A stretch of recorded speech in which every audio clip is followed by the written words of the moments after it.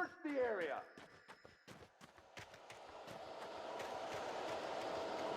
Stay sharp. This way. Over here.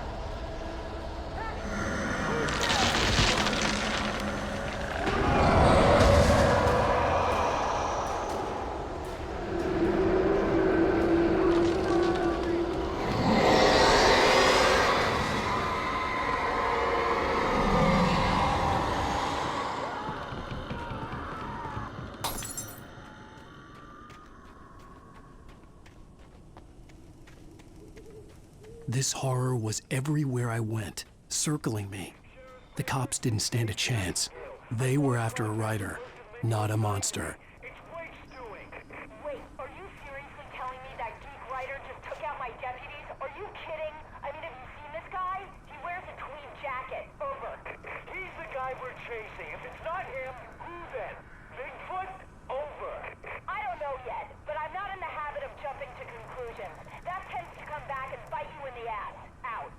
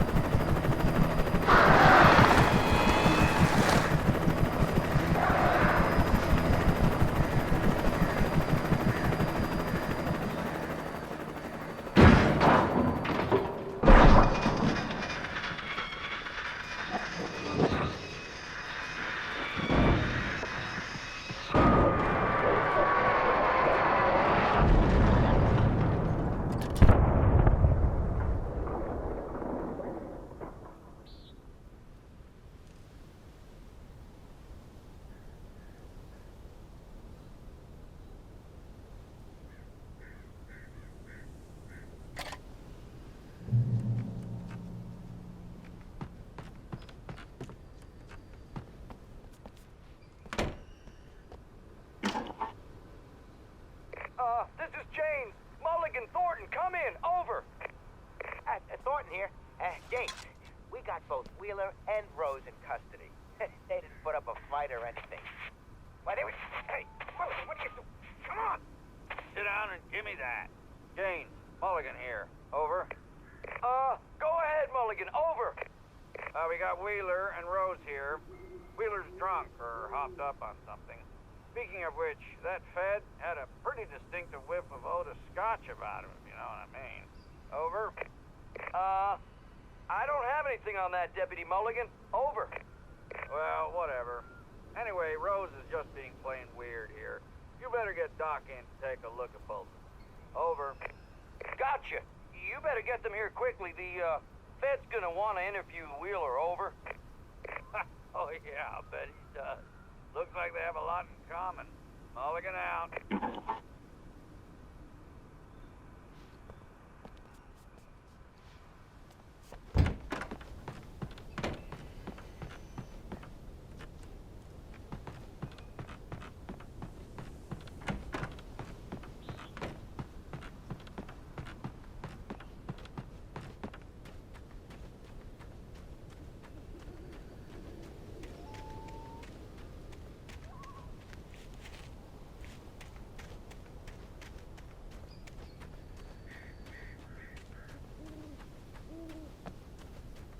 I imagined that the broadcast tower in the distance was part of the local radio station.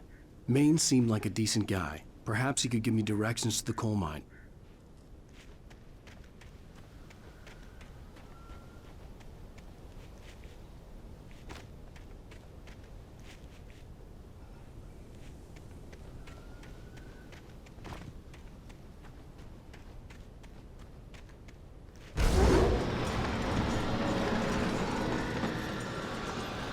Unnatural shadows clung to the gate. The darkness that was after me was trying to stop me. I wouldn't get through without a light.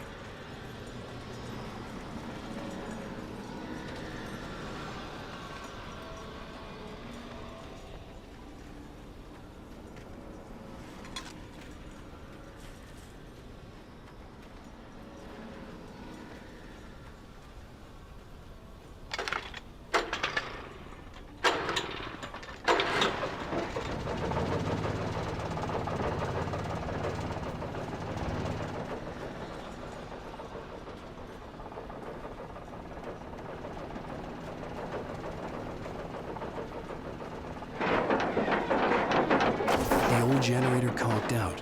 I'd have to see if I could fix it and try again.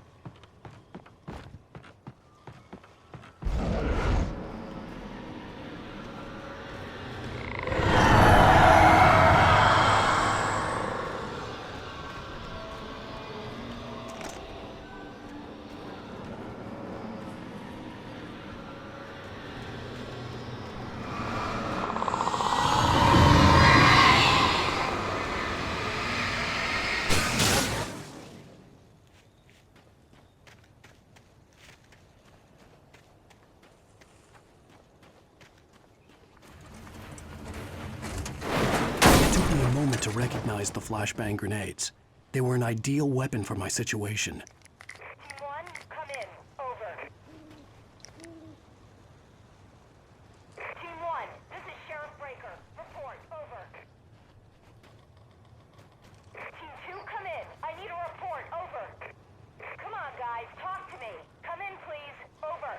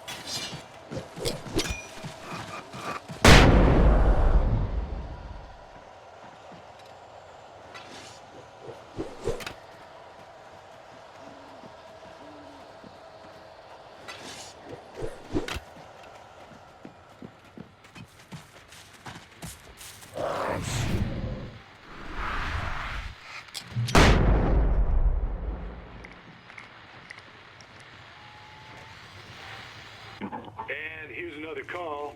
You're on KBF-FM with Pat Maine. It's Milt Peabody, Pat. What's on your mind, Milt? Well, I live near the trailer park, Pat, and there's a big ruckus going on over there. Well, that's just up the road from me, too. What's going on, do you know? I don't know, but there's a bunch of police cars there, lots of sirens, a helicopter buzzing around, and I think I heard some gunshots. Gunshots? Yes, sir, like from a pistol. So can you find out what's going on? Because it's just next door and they're popping off guns there. They're still shooting? No, it was maybe 10, 15 minutes ago. It sounds serious, Pat. I'm telling you, it don't sound like no party. I'm certainly going to give the station a call, Milt. Okay. You'll hear it here as soon as I hear from them. Okay, thanks.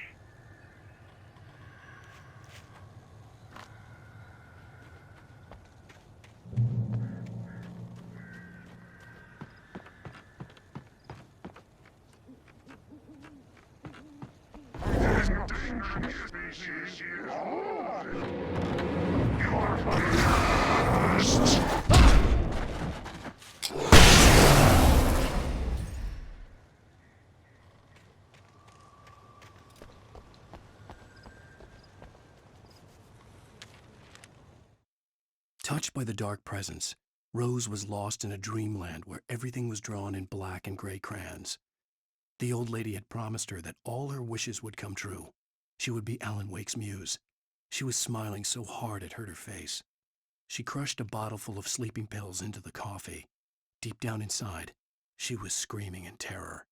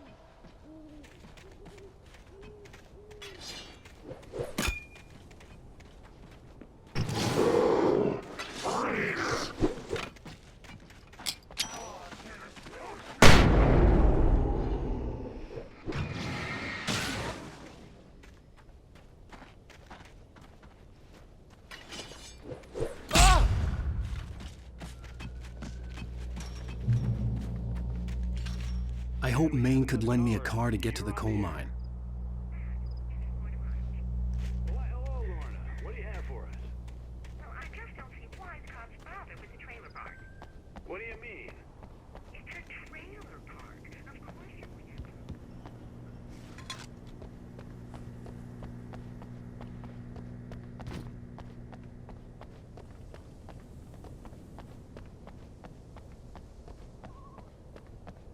My granddaddy settled in Bright Falls in 1911. Well, thank you very much for that compassionate viewpoint, Lorna.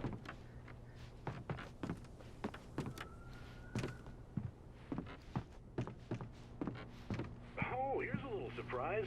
The famous writer Alan Wake just walked in. Folks, I'm going to see if I can talk him into an interview. Come on in, Mr. Wake.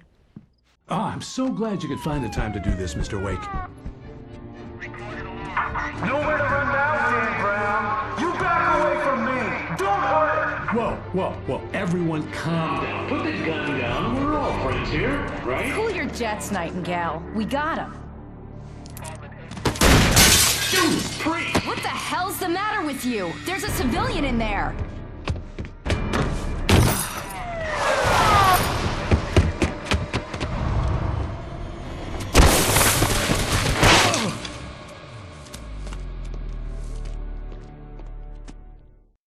I'll get you yet, even if it kills me. You hear me? You hear me, H.P. Lovecraft? I had fallen off so many cliffs it was ridiculous.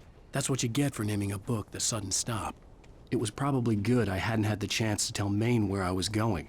I'd have to lose the cops and find my own way to the mine. Nightingale stared through the broken studio window into the dark woods. He turned around, started to walk out, but Maine grabbed his arm.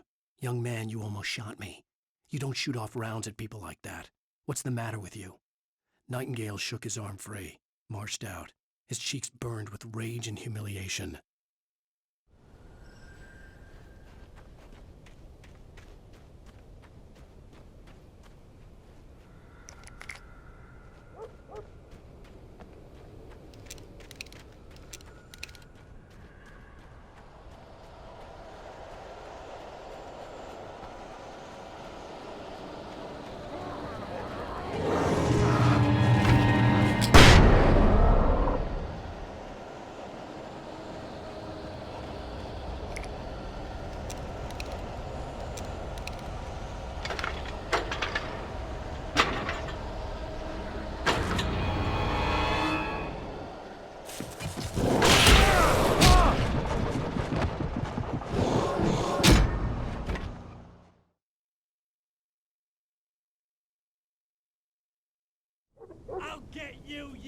even if it kills me, you hear me?